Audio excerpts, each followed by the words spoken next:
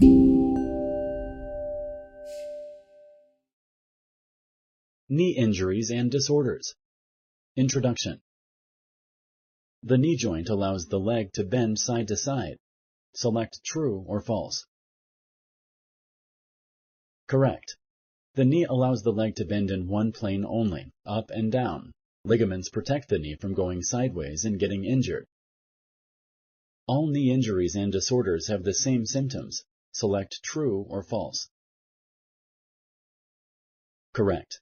Knee injuries and disorders may have different symptoms, but some have common symptoms of pain and swelling in or around the knee joint. Can most types of arthritis be cured? Select yes or no. Correct. Most types of arthritis cannot be cured, but treatments are available to slow down damage to the joint and relieve symptoms. Do ligament injuries only happen in sports? Select yes or no. Correct. Not all ligament injuries are caused by playing sports, but these types of injuries are common in sports.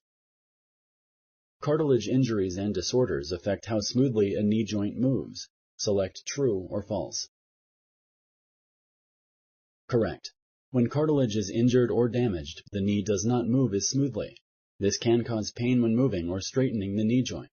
It can also cause the knee to lock or click.